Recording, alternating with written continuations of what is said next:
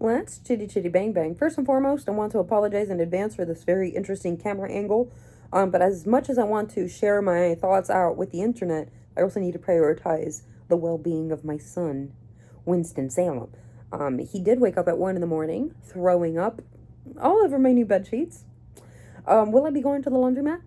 No, because it is disgusting outside. That is a Monday problem. Today is a Saturday day, so you can notice the discrepancies there.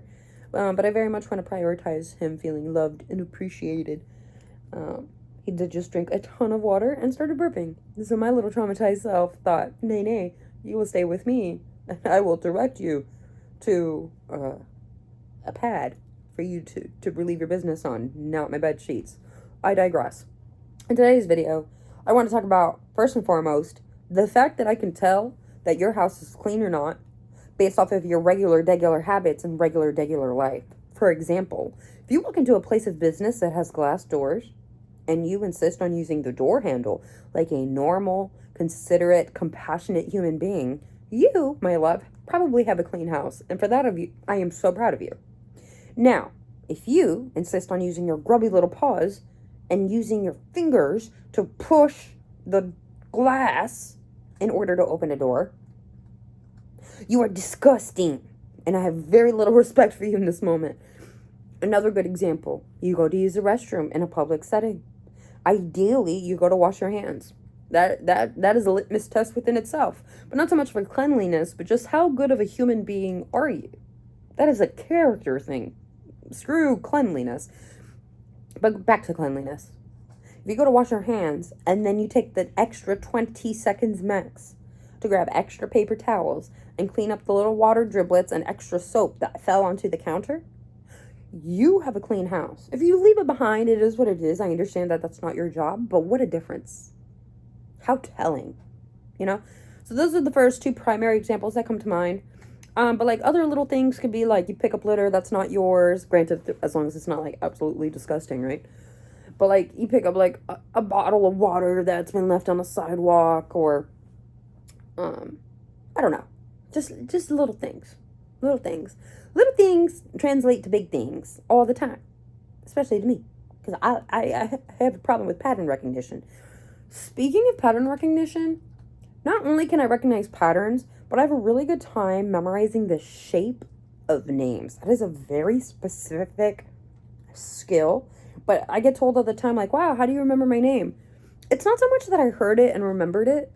It's two things. One, sometimes people really, truly do look like their name. I'm not one of those people. I don't look like a Giselle. Giselle is far too regal for someone like me. But some people really do look like their name. Every Susan I have ever met looks like a Susan, but I digress. But if I see your name written and then I associate you with the name, you're in there.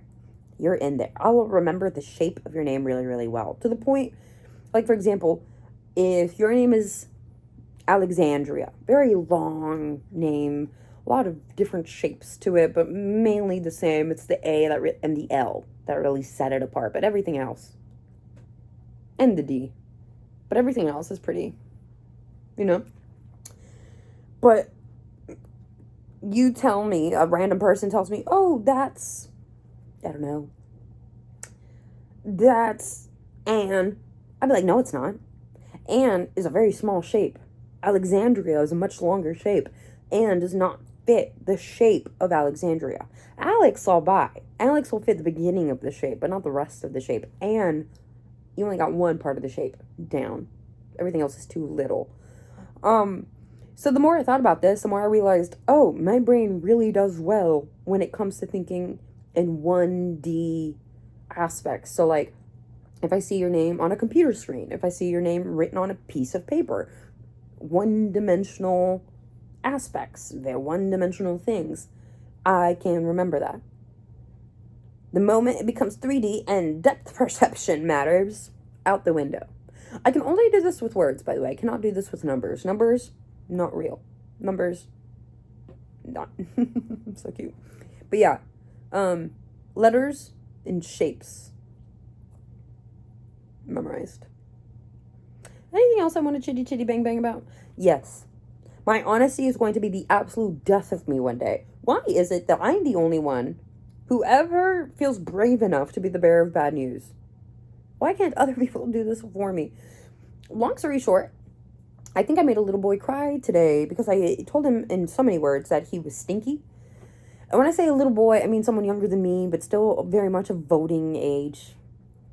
Matter of fact, very much of drinking age, but I digress. Well, I guess it also depends on what country you're in. American drinking age, but younger than me.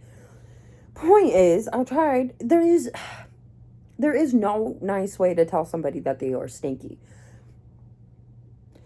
I did try my best to not outright start the conversation by letting them know that I could smell them before I saw them. But they kept encroaching on my space, and every time I would try to, like, create distance, they would close the distance. And then I would create distance, and then they would close the distance. And then finally, as I was trying to create distance, they showed me a picture, and I couldn't make distance. And impulsively, almost, because I had been actively trying to bite my tongue and close my nose, but I couldn't do that. The nicest way that I could phrase it was, who does your laundry? And this little boy hit me with my grandma. I said, how often? And he said, once a week. And I said, how often do you do it? And he said, once a week. And I said, and how often do you put on deodorant? That's why I lost the plot. And he said, every day. And I said, on clean armpits? And that's where I lost the conversation. And he said, yeah. And then walked away.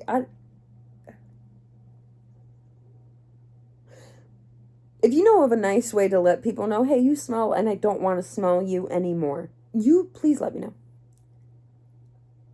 Oh, please let me know. I tried my best. Oh, I stay making that little boy cry, though. To be fair, he's a little sensitive. Don't get me wrong, I stink all the time, but if somebody came up to me and was like, hey, girl, you stink, I'd be like, thank you. Let me go take care of that right now. I wouldn't get defensive. I would get proactive. Well, I guess proactive means I did it before anyone could mention it. I would get reactive. I would go do something about it.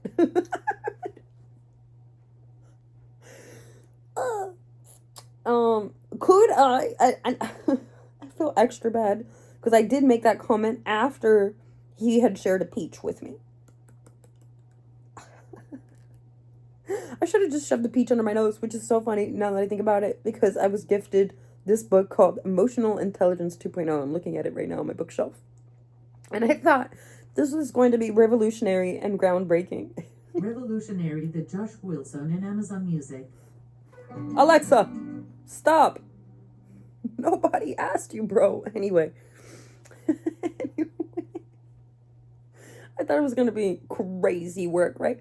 So I took the little test that comes in the book, and it basically told me that I have the emotional intelligence of a squirrel. Not high. Not the emotional intelligence of a dolphin. 9 a squirrel.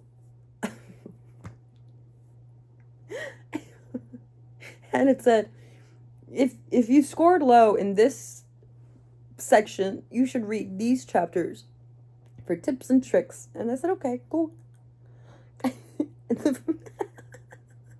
I'm laughing because they're helpful. They're helpful tips.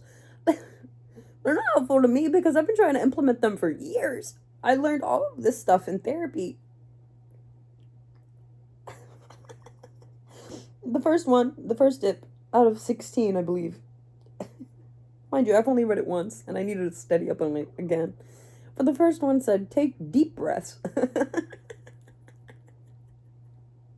It would not have helped me in that situation. It would have made the situation worse. I don't want to smell more.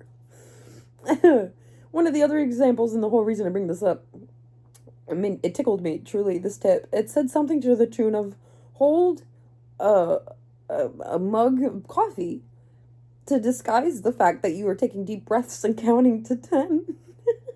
It'll help divert your attention. All of that to say, I really should have just been holding that peach under my nose the entire time. What are you doing? Counting to 10. I really should share the rest of the tips on there. What are some of the other tips? Count to 10. Sometimes you can't make it to 10, but try your best. Take deep breaths. I already forgot. I really should do a better job of reading that thing again. Self-help books in general, though, are so contradictory. I mean, I use the Bible as self-help. I've used actual self-help as self-help. One self-help book will contradict the other one. And then oftentimes they'll contradict themselves within the same book. It'll be like, breathe, radical acceptance, let it go, and then take stock of everything you do and try to better yourself. What the fuck? Oh yeah, that was another tip. That was another tip on the thing. It said, basically a pros and cons list, but instead of pros and cons, make it emotions versus logic. And then after looking at your emotions and logic, pick which one you should be led more by. Seeing it out on paper is not going to make anything better. I'm still going to have the same decision. We'll make a different video on emotional intelligence 2.0. I am sure. But these are my current thoughts. It's been a couple days since I've made a video, so I've decided we'll come out here and we'll share. My only goals now, besides reading Emotional Intelligence 2.0, I can't get over it. It really said hold a cup of coffee. Anyway, besides reading that book, I should work out today. Because although my outfit today totally ate, it looked like somebody ate me from the side today. Because where were my glutes? Nowhere to be seen. Not from the side anyway. Gone with the wind. And not fabulous. So, I will be going to the gym today. As much as I really, really, truly, wholeheartedly do not want to go to the gym today. I will be training my legs. Because how embarrassing. How embarrassing to feel like, oh wow, I work out from the front and then from the side be like, you know. And only in the gut. I mean in the butt, not in the gut. In the gut, it took everything that the butt wanted. It really, the geometry there, speaking of the geometry. They can flip it around. Anyway, that's the gym. I just feel bad leaving this one behind. You'll be okay. I'll leave him with you, Grandma. Any other goals for the day? Not the laundromat. I'll tell you that much. Not the laundromat. Not in this weather. Disgusting. No other goals. Read a book. Go to the gym. Fun. Anyway, thank you for watching all 13 minutes. I need to go get my life together. Slowly but surely. And by get my life together, I mean pretend like I have my life together in The Sims and then feel motivated enough by that to do it in real life. So, thank you so much for watching. If you like this video at all, please make sure that you like, comment, subscribe, all of that good jazz. The more you do that, the more toys and food all of them can get. So, how altruistic of you. Know that I love you with all my heart, and I will catch you in my next video. Mwah.